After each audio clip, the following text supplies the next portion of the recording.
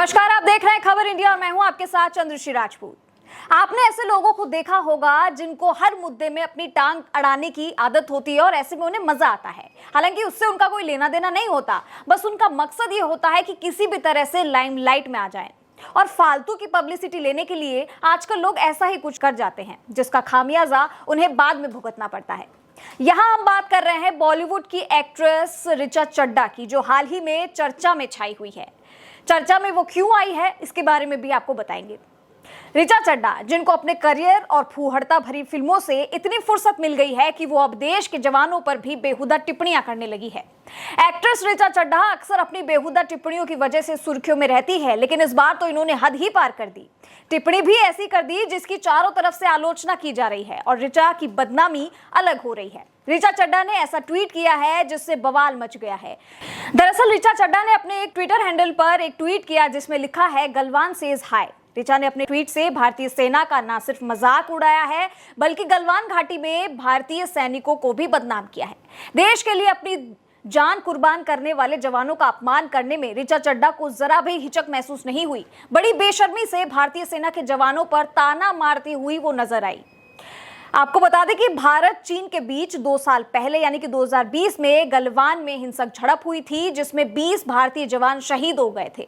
इस झड़प में चीनी सेना के सैकड़ों जवान मारे गए थे और इसके बाद दोनों देश के जो रिश्ते थे दोनों के, वो काफी तनावपूर्ण हो गए। ऐसे में ऋचा चड्ढा की इस तरह की टिप्पणी पर यूजर्स भड़क गए हैं और जमकर उनकी क्लास लगा दी।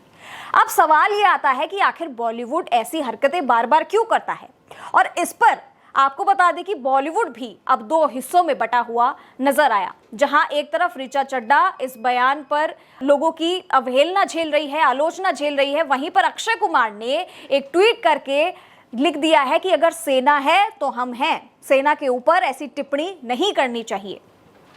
ऋचा चड्ढा के इस ट्वीट के बाद अब जब वो बुरी तरीके से ट्रोल होने लगी तो फिर उन्होंने माफी मांग ली और अपनी सफाई में कहने लगी कि मेरा उद्देश्य सेना का अपमान करना बिल्कुल नहीं था, और अपने खानदान में सेना परंपरा की बात करते हुए इमोशनल कार्ड भी खेलने की कोशिश करने लगी। ऋचा ने आगे लिखा कि मेरे नाना जी खुद फौज में थे और लेफ्टिनेंट कर्नल की पोस्ट पर थे।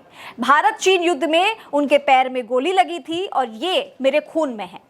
दरअसल अभी कुछ दिन पहले ही रक्षा मंत्री राजनाथ सिंह ने अपने एक बयान में कहा था कि पीओके फिर से भारत के कब्जे में होगा, और इसी बयान पर सेना के northern army commander lieutenant general Upendra Dwivedi ने रिएक्शन भी दिया। रिएक्शन में उन्होंने कहा कि भारतीय सेना पाकिस्तान से पीओके वापस लेकर रहेगी और वो इसके लिए पूरी तरह से तैयार है, बस, और उन्हें इंतजार है तो सरकार के एक आदेश की।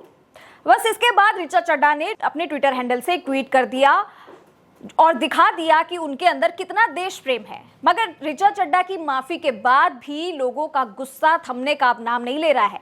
बीजेपी ने तो एक्ट्रेस के खिलाफ लीगल कार्रवाई करने तक की बात कहती है। इसके अलावा फिल्म मेकर अशोक पंडित ने एक्ट्रेस के खिलाफ पुलिस में एफआईआर दर्ज कराई है। ऐसी हालत में ये पूरा माजरा आने वाले दिनों में क्या रुख अख्तियार करता है, इस पर भी सबकी नजरें होगी।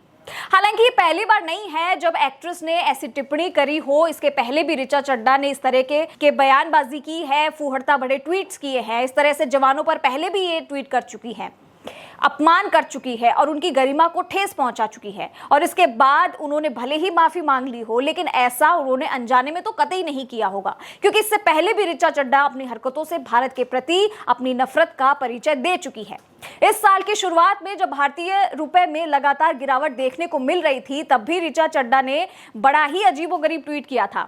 ऋचा चड्ढा ने भारतीय रुपए में लगातार गिरावट की खबर को शेयर करते हुए लिखा था कि रुपया भी कहता होगा अभी तो हमें और जलील होना है, एक के बाद एक जलालत और जलालत, सेंचुरी मारो रुपए।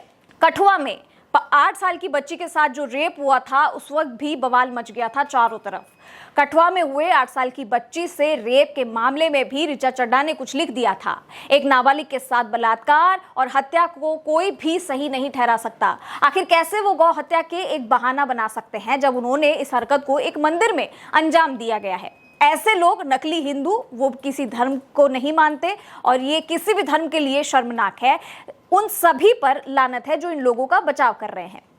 ऐसे एक नहीं कई सबूत मिल जाएंगे जहां ऋचा चड्ढा की झूठी देशभक्ति का पता चलता है। इसके पहले भी ऋचा चड्ढा ने एक ट्वीट में भारतीय रिजर्व बैंक यानी आरबीआई को सलाह दे डाली थी, जिसके बाद उनका सोशल मीडिया पर जमकर लोगों ने उनका बहिष्कार किया था, विरोध किया था। ऋचा ने ट्वीट में लिखा था कि आरबीआई सभी की ईएमआई को खारिज क्यों नहीं कर देता। ऋचा ने भारतीय रिजर्व बैंक के आधिकारिक ट्विटर हैंडल को भी टैग किया था। लेकिन आप सोचिए कि आखिर इन लोगों को भारतीय सेना पर इस तरह की टिप्पणी करने का हक आखिर किसने दिया है? लेकिन क्या ये हमारे देश का कानून भी ऐसा ही है कि कोई भी सेना के ऊपर जब इस तरीके की टिप्पणी करता है, सेना के शौर्य के ऊपर सवाल उठाता है, लेकिन उस पर कोई कार्रवाई नहीं होती? लेकिन अब उनके ऊपर भी ऐसी कार्रवाई होनी चाहिए जिससे कोई भी सेना के ऊपर ऐसा बयान देने से 100 बार सोचे।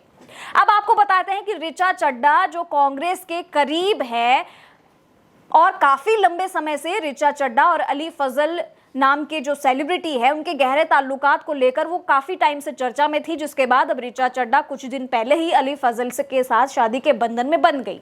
कहा तो ये भी जा रहा था कि इन्होंने अपना धर्म बदल लिया है और इस्लाम कबूल कर लिया है। अब जरा आप ये सोचिए कि जो खुद ही देश विरोधी हो, जिसकी खुद की मानसिकता ऐसी हो और बॉलीवुड में अपनी पहचान बनाने के नाम पर वो इस तरीके की हरकत करते हैं, जहां पर मुस्लिम के साथ वो शादी करते हैं, इस तरीके की चीजें करते हैं, जहां पे लव जिहाद को रोकने की कोशिश कर रही है सरकार भी पूरी तरीके से। और आजकल ऐसे मामले हम आए दिन देखते रहते हैं, धर्मांतरण के मामले हम देखते रहते हैं, सुनते रहते हैं। वहां पे खुद बॉलीवुड वाले इस तरीके की चीजों को बढ़ावा दे रहे हैं और वो आने वाली युवा को और आज की पीढ़ी को संदेश दे रहे हैं कि हमारे ही जैसे बनो, हम ही तुम्हें आगे का फ्यूचर बताएंगे। तो ये कैसा फ्यूचर बता रहे हैं वो लोग? ये लोग लोगों के दिमाग को तो खराब करते ही हैं, अपनी छवि को तो पूरी तरीके से बर्बाद कर देते हैं। लेकिन ऋचा चड्ढा ने जो इस बार की ट्वीट की है वो बेहद ही शर्मनाक है, और वो भी भारतीय सेना के ऊपर इस तरीके की टिप्पणी करना अपने आप में एक बहुत बुरी बात है। यहाँ पर बॉलीवुड की बात जब हमने की, बॉलीवुड पहले से ही लोगों की आलोचना झेल रहा है और बॉयकॉट जो है वो लगातार उसको भी झेल रहा है, लेकिन उसके बावजूद बॉलीवुड खुद ऐसी हरकतें करके अपने पैरों पर कुल्हाड़ी मार रहा है, जिसके बाद उसका बहिष्कार होना तय है।